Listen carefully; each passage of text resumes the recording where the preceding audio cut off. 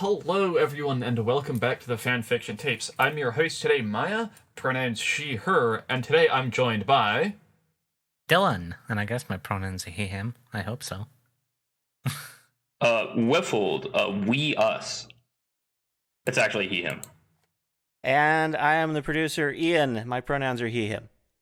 Alright, today's episode is a Trope Roundtable on All Myths Are True. And to get us started, talking a little bit about what is All Myths Are True, it is a pretty standard trope that can be taken kind of one of two ways.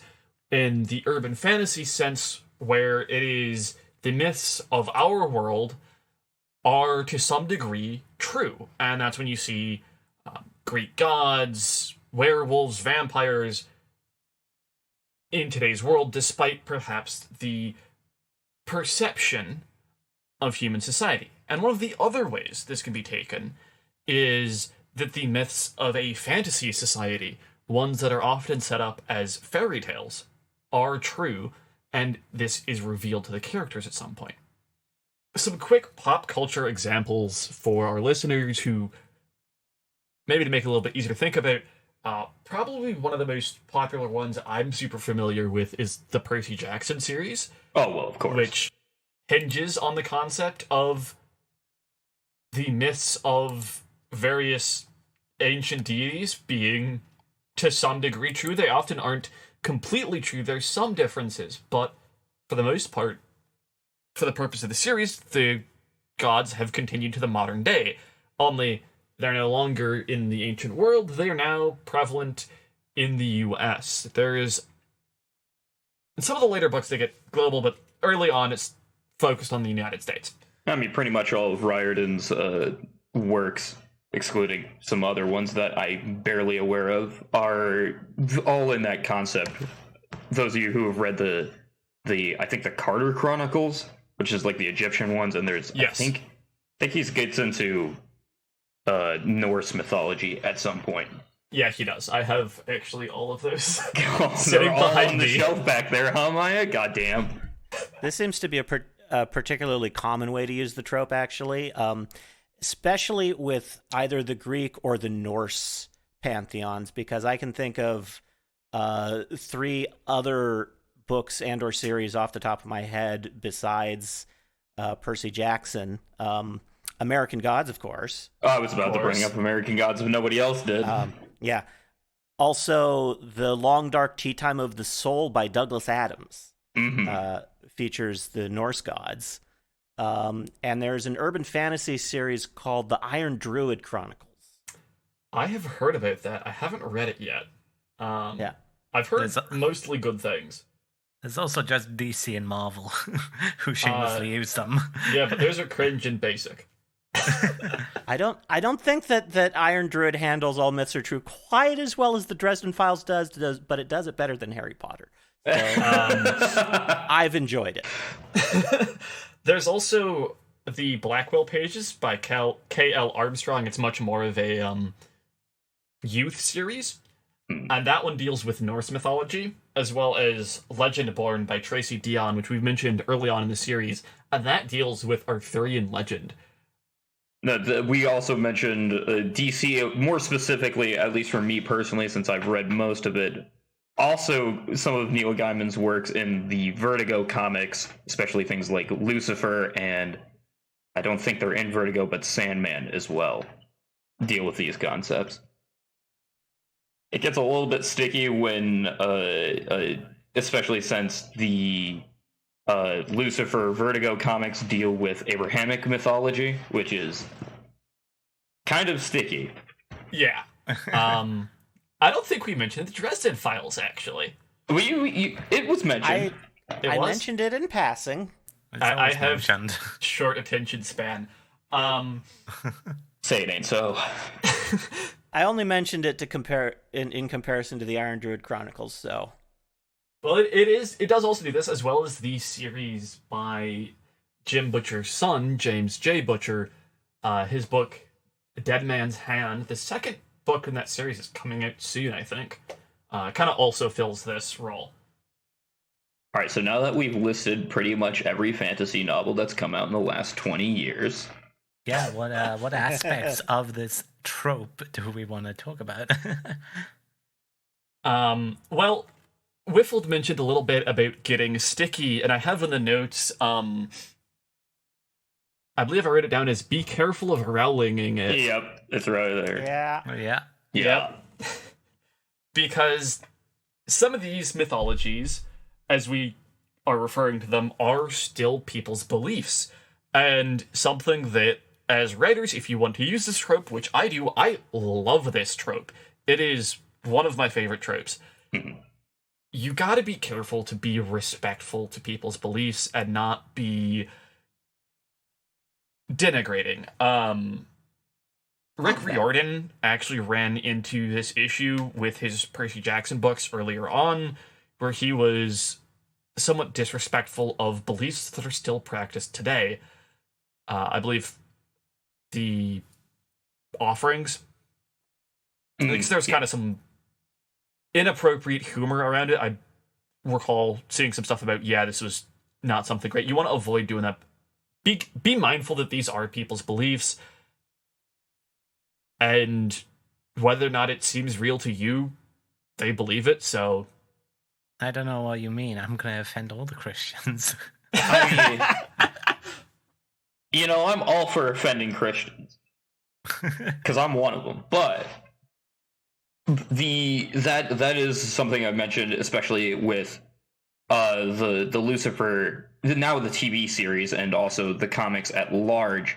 But other shows, and especially comic books, also deal with this a lot. The Supernatural series comes to mind, even though I haven't watched all of it. It deals with it in a rather interesting manner, and I believe it's not brought up entirely explicitly, but it's implied in passing in American Gods that, in addition to the main gods of that book, I think Jesus is mentioned to exist somewhere on the planet in that book, if I'm remembering correctly. But it does get sticky, especially when you start dealing with major religions. I think a lot of recent Western series have come under fire for using, quote, Hindu mythology, which is, the major belief system of a lot of people still today, and has been since, damn near the dawn of history. So Maya is correct. Being especially mindful of cultures that you yourself are not a part of, and belief systems you are not intensely familiar with. Speaking for myself, I obviously deal a lot with Christian mythology because I was raised that way, so I'm more familiar with it. But doing anything with any other sort of thing, you really, really have to be careful. Really do your research first off, and really just consider every step you make there. Yeah, you North Americans, you're not allowed to touch my Brythonic mythology. Stay away. but yeah, on a bit of a serious note, be very careful, because some people take major offense even if you're not doing something offensive. Yeah.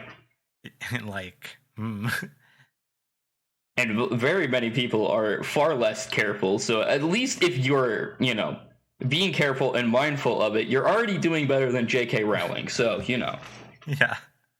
I'm recalling our episode on acceptable targets, and I think Christianity, out of all religions, is probably the only one that's a general acceptable target. Oh, yeah. Especially for, anybody living in a Western society or culture. Exactly. Yeah. I mean, who are you going to make mad? The Pope? I hope so. Yeah. I really hope not. That guy's supposed to be peaceful or something. Who's mad? Pope's mad. So, beyond this issue of acceptable targets, I think there's some other issues with quote unquote Rowlinging it. Oh yeah, being a slightly above average writer for a period of time, and then cashing in on that for the entire life. I'm still salty that Goblet of Fire beat Storm of Swords. Don't talk to me. I'm salty for you, George. But George, finish that book, please. So when we're talking about Rowling, in what way? Are we talking about how she said, oh yeah, Merlin was a wizard? Just casually drop that in. Dude was a wizard. It's important to do research in addition to being kind of sensitive, because a lot of what you may think you know, especially growing up in a Western nation, like, I grew up with Percy Jackson series. I'm that young. And the versions of the Greek gods contained within are very, very different from the... I don't want to say true mythological versions, because the mythos there is very fractured and different across different locations. Oh, yeah. Yeah. And it would be very irresponsible and negligent of me to just operate from the kind of the kids' version of the Greek gods, because I was kind of into Greek mythology as a kid because of the Percy Jackson series, and so I have a few books on them, but from what I know now as an adult, I know those books are really not great. I think it's because when you think about, like, a lot of what does, get these all myths are true, it's obviously mostly Norse and Greek, and they get adapted because these religions, these, like, sort of, these mythologies, they're not practiced widely anymore. And it's acceptable to do so because you're not offending anyone. That's sort of just the idea, right? And so if you can't offend someone by saying, this, Loki is written this way, but I'm going to write Loki this way, I'm going to write Thor this way, Poseidon, or Zeus, I'm going to write them this way. Because ultimately, you're making fiction at the end of the day. And people don't get offended at that. You're not presenting it as fact or, like, whatever. It's like, I don't think, people were up in arms about the Disney Hercules movie. How dare James Woods be Hades? Like, I mean, I was molding a little bit when I watched it, the last time I watched it. But... yeah, but you're Maya. I find it interesting because there is, like, it's not exactly one for one, but there is actually, in religious and cultural context, like an actual existing real world version of the all myths are true. And that, especially, I'm most familiar with this, but especially in Roman times and later during Roman Catholic stuff, cultures adopting or being subsumed into Christendom or Rome would have their beliefs and cultural heroes, and in some cases gods, subsumed into the greater whole. The greatest examples I can think of is things like Gallic or Celtic gods being subsumed and equated with Roman ones, saying that, yeah, your myths are true, but they're misrepresentations or fractured ideas of a greater whole to make a greater mythscape that these myths are true, these religions are true, but they're also ours. So I find that interesting that it finds, even in the real world, we equate and all myths are true with a greater cultural landscape. But I don't think we've been talking about this topic. Have we established what rolling in it is and given a specific example of her? Or are you just using this sort of adjective or like a descriptor of rolling in it? I was mostly just kind of using it as an adjective for being insensitive when writing Yeah, I think that's just the end of the sentence there. Yeah, I don't think there doesn't need to be further qualification. Like, you don't have an exact. That's why we need to vet by scripts. Yeah, because I'll put things in there like triangle simply because they make me laugh. Yeah. But what we're talking about is, like, when we talk about Rowling's offensive writing, I don't think we're explicitly talking about how she takes, like, mythology and messes with it, really. Rowling's more insensitive about stuff that happened way later, like World War II, or, or just God. naming her schools. Good golly. There are a few examples. I don't recall the very exact, but I do remember, especially when I started scrutinizing her works more after, not being a child anymore. I do remember hearing a lot of things about especially mythological creatures and like almost what's the word I'm looking for? Essentially, like, other cultural representations of magic users being very flattened Western views of these creatures, and or to hesitate using a tabletop RPG term, classes. I think I remember at least once somebody writing a very, very long think piece about how Rowling is terrible at writing druids. But I would have to. That was probably around 10 years ago. I would have to do some digging to find that, and it's probably bad. Yeah, Rowling is definitely, like, God. It's that world is, like, just built for wizard supremacy. Like, wizards are the best. They're better than humans. They're better than all other magical creatures too. It's, like, wild. Yeah. Man, the United States has a problem with wizard supremacy as well.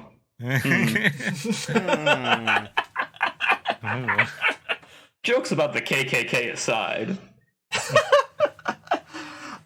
There's also the really easy low-hanging fruit of going after Rowling and insensitivity goblins. I mean, Oh yes, we are all quite aware. It's problems that were just exacerbated by the video game storyline. And ultimately, you look at house elves as well. These are tired tropes that people have talked about so much. Like, we can't beat this dead horse. The horse is in the dust at this point. So, how about we move on to... let's stop making glue. We've beaten this horse so much, and we're about to start splitting atoms, bud. We'll save our Oppenheimer moment for later. God, I still need to see that movie. You do. Great movie. Saw it in IMAX. Incredible stuff. There are a couple... One of the things I want to talk about was Seed of Truth versus Literal. Two applications for kind of the more urban fantasy takes on All Myths Are True, which obviously I highlighted because big urban fantasy fan here. Wait, really? Damn. Who would have thought? A shocker, I know. In works such as the Dresden Files, it's much more of a Seed of Truth approach in that there is some element of quote-unquote truth to the mythology, but things are a little bit different than the way we remember them. And then other works, and I'm struggling to name one at the moment that's more literal. I believe probably Legendborn and Percy Jackson are kind of more along the literal route, where a lot of these things that happen, they're much more supposedly direct, with less corruption of time and memory. I think Percy Jackson, barring the fact that it is Percy Jackson in its like outline series, that is, barring omissions for the sake of sensitivity towards especially young adults, given that they avoid most of the raunchier bits, especially Greek mythology. They do take a pretty literal description of everything. Reardon does take like a lot of like some liberties with it, and has caught flack for misrepresenting or taking liberties with such things. But they are pretty close, I feel, from what I recall. They're close to a couple of specific interpretations, and especially as the series gets longer, I think he gets better about it. Oh, yeah. Because I'm forgetting the name. But the second series that he does, the second series of 5 books. I want to say Heroes of Olympus. That's it, yeah. Okay. The one where they start dealing with, like, Roman mythology, yeah. Yeah. He deals with it a lot more faithfully, I think, overall, from what I remember. Yes. I mean, that one comes with... Obviously, he had years and years of practice and feedback, but also, I think, stepping into the more Roman mythology stuff, like I alluded to earlier, that Rome very explicitly modeled its gods after the Greek ones, so it takes on a form of polymorphism where he's able to make multiple things true at once, kind of giving some of the gods split personalities to make it a little bit easier to say why some things that are not 100% agreed upon, because like we've mentioned, the major facets of Greek mythology happened over 2,000 years ago now, and we are looking back from an archaeological and anthropological perspective, making it very hard to piece together a, quote, canon for Greek mythology. I mean, canons, even with more modern myths, are very difficult. Just look at tales of Paul Bunyan and Johnny Appleseed, which are, in terms of mythologies, with mythologies here meaning, and honestly, I should have defined this like 20 minutes ago, mythologies just being tales about the world of a certain culture. Those are, as far as they come, pretty darn recent. Oh, yeah.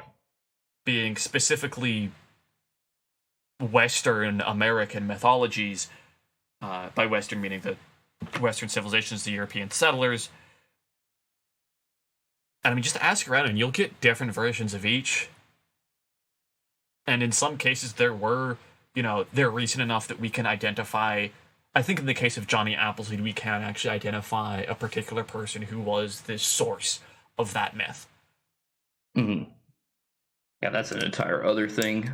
Meshing in tall tales and folkloric stuff. We'd be here all day. Paul Bunyan, tall tale. Yeah.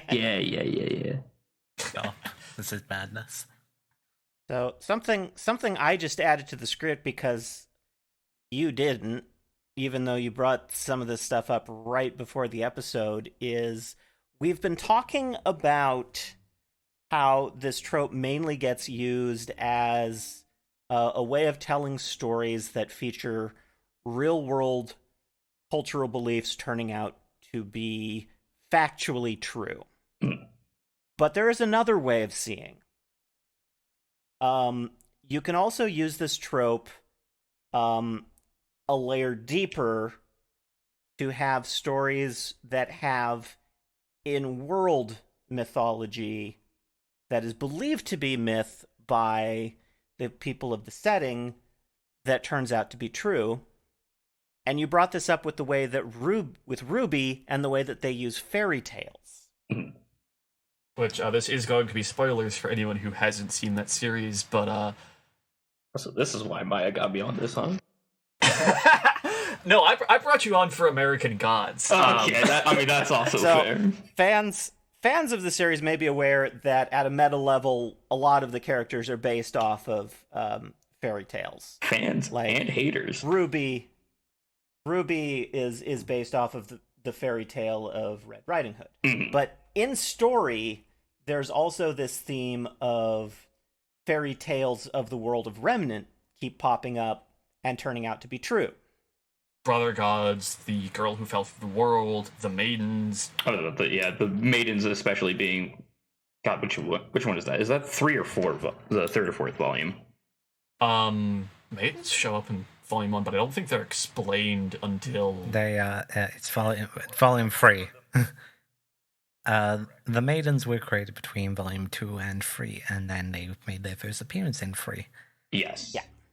But yeah, the story within a story being true is very, very interesting. I'm not good at writing it. It's particularly prevalent with Ruby, with the whole fairy tale theme of the entire series, especially considering the newest volume. Oh yeah, the main cast spent the entire volume reliving some of their fairy tales. It happens sometimes. You end up in a world you read about. I hope that doesn't happen to me. I've read a lot of worlds. Some of them I don't want to end up in. Too bad. Immediately, your sentence is transplanted into Warhammer 40k. I've actually not read anything Warhammer 40k. God, I'm you're safe. Another way this is used. Okay, have any of you read any of the Dune novels? I have started. Yes. No. Okay. I've also played the board game once. The Bene Gesserit sort of do this deliberately to kind of exploit this. They have this system called the Missionaria Protectiva, where they go around the galaxy seeding myths and prophecies so that if they're ever in trouble, they can fulfill the prophecy.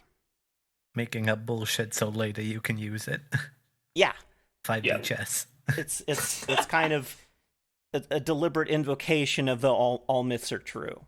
Mm-hmm. Because we started the myth. My favorite use of this is always propaganda wise. Is you take like a myth or like something that happened a long time ago, and you just like you're told how it went, and then you learn later. Yeah, that didn't happen that way at all. I find that like that idea of like a prophecy specifically meant to be fulfilled, or one that is deliberately created in order to fulfill some sort of purpose, interesting, because like on a strict level, like that is understandable in that myths and beliefs are part of cultures. So having it almost, I assume you all are aware of what a tulpa is. I'm actually not familiar with the term. So I might be pronouncing it incorrectly or misremembering the name, but as I understand it, a tulpa is a creature or some sort of thing that exists because people believe in it. It's the best example I can think of is in American Gods. The gods are, quote, dying because their belief systems are dying, because people believe in them less, or less people believe in them. Yes. So, yeah, their power scales with belief. That is, in fact, I'm guessing that's the correct pronunciation. I just Googled it. And that is also how it works in Dresden Files, where... I haven't read them. You've been telling me to read them for, like, 4 years at this point. And I'll keep doing it. They're good. I think you should just drop them on my doorstep or something. What do you think I did? Oh, shit, does Steam have them? Yes. Hey, give me a minute. No, I'm joking. I'm pretty certain there's all 17 over there. But along those same lines, there's also Chainsaw Man, which operates on a similar way. But it's the more you fear something, the stronger that devil is. Yes. That kind of almost like subcategory of all myths are true is that, like, you know, all these myths are true because specifically we believe in them. And I believe this is also used in a, hold on, let me read the script, Watsonian sense. There we go. In its own, or in their own self-contained worlds. Because I've also seen, I think in some of the Discworld books, the gods explicitly exist only because people believe in them. Oh yeah, that's a major plot point of Small Gods. Yeah. Um, the great god Om has a thriving religion, but by the point of the story, he's only got one true believer, so he's only able to manifest as a small turtle. Yeah. Great stuff. Portal. But this is used to great effect, I feel, in a lot of things as its own, if you'll excuse the pun, self-fulfilling prophecy of mythology. Because we believe it exists, they exist, and because they exist, we believe it. My thing with prophecy is I go from sort of how I read George R. R. Martin stuff, where all prophecy is bullshit. You don't believe any of it. You ever seen me writing a prophecy? Just know it's all bullshit. It's people making up stuff, people misinterpreting stuff, people just playing it wrong but saying they were right. That's prophecy. It's beautiful, really. Yeah. That's come to bite us in the ass in your D&D game. All prophecy is wrong. Just for that, I'm putting a prophecy in the rogues gallery. Oh, no. It's going to be absolutely incorrect 100%, but you're going to be looking for it in every corner. Paranoia time. Alright, what are some of our... We've listed a lot of them. What are some that are particularly our favorites and why? American Gods, baby. Sorry, that shit's always great. But like I said, that topic adjective, whatever.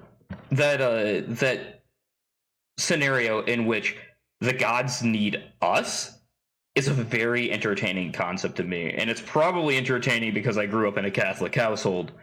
But the idea that the gods literally cannot exist without us because we fuel them, we give them their powers, is a very interesting avenue because it gives powerlessness to things that we usually look to or have historically looked to for power. Yeah, I think for similar reasons, probably my favorite use of this is the Dresden Files, because it's these are these massive, terrifying, world-shaping deities, but they also need us. They can't completely f*** us all over, because if they do, they f*** themselves over too. My favorite would be from Ancient Magus Bride, their depiction of it's a complicated name, but Codphilius, the Wandering Jew. It's a very interesting take, and Ancient Magus Bride delves into a lot of other mythology around Fae and so on. To see it, depict this character who has quite a sympathetic backstory, who is, cursed because he insulted Jesus during his crucifixion. Wild. Honestly, he's based for this one. Speaking of myths about the Fae being true, I can't believe that this is the first time on Fantasy Month I'm bringing up this book, Jonathan Strange and Mr. Norrell. I have not heard of this. I believe I've heard of it. The name sounds familiar, but I don't think Probably because I have before. plugged this to you before in our production meetings. Wait, are you telling me that Maya's been Maya'd? Holy shit. Okay, Jonathan Strange and Mr. Norrell is an alternate history urban fantasy novel? Question mark? It's set in Napoleonic era England, where magic is coming back. And the titular characters of Mr. Norrell and Jonathan Strange are the two magicians who are at the head of bringing it back, and there's a whole bunch of stuff about fairy mythology in there. It's one of the few novels that has survived me moving to the continent and back. shipping books is expensive. But that is one of the ones that I kept. Gonna have to look that up. That sounds actually downright fascinating. After I read all 17 million books in the Dresden Files, or before Maya murders me. I will say it is a large volume. The word count of it might actually be comparable to the entire Dresden Files. Oh, gee, wow. Okay. Okay, that might be exaggerating, but... That's only about 2 million words. Yeah, it's hefty. Good golly. All right, and to close out this episode, do we have any additional advice on top of our encouragements for sensitivity and careful research from earlier in the episode? I wanted to state it earlier, but like the best assurance I myself have, and I offer to anybody else delving into this sort of thing, is, do your due diligence, like do your good research, and if you have access to it, consult with people who directly are associated like with the culture or belief in question. But expending that effort, and that like people knowing you expended that effort, does wonders in terms of actually assuaging sensitivity, especially if they know that like you're actually putting in the effort to try not to railing this shit. It makes it feel much, much better when you get it wrong, because they won't. They know it's not from a place of complete ignorance or defiance. It's a genuine mistake.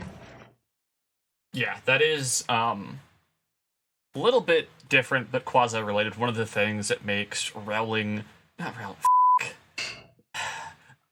there's too many R-named authors and R-named people. When I was a child, I would confuse Richard Nixon and Ronald Reagan. I mean, they both R's suck. screw with me. Those are the same people, actually. Fun fact. Not again. But Rick Riordan, he has kind of, I don't want to say bought, but that's the nearest word I can think of at the moment, some understanding from the ADHD community, because while he has made some fucky-wucky mistakes, he does them out of a genuine attempt to be inclusive and tell stories that feature neurodivergent individuals, and Oh, yes. that's more than like anyone else is doing right now. Yeah, he's tried more than most people.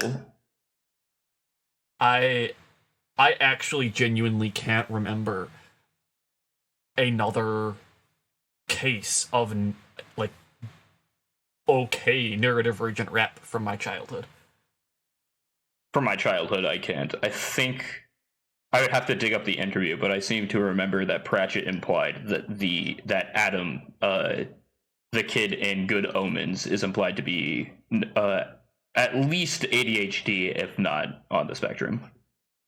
I could see it. But that is a bit of a tangent. See who ADHD talking hour. All right, if we have nothing else, Ian, do we have anything in the mailbag today? No new mail this week. We love hearing from our listeners. It always makes our day, if not week. So it makes a week. Yeah. If you want to give us serotonin, please write to us at fanfictiontapes@gmail.com, or leave us a comment on our YouTube channel, or leave us a review on Apple Podcasts, or a rating on Spotify. You can also get us at the site formerly known as Twitter. Maya, do we have anything over there? We do not have anything in our inbox there. I am monitoring that most days, including when I'm camping.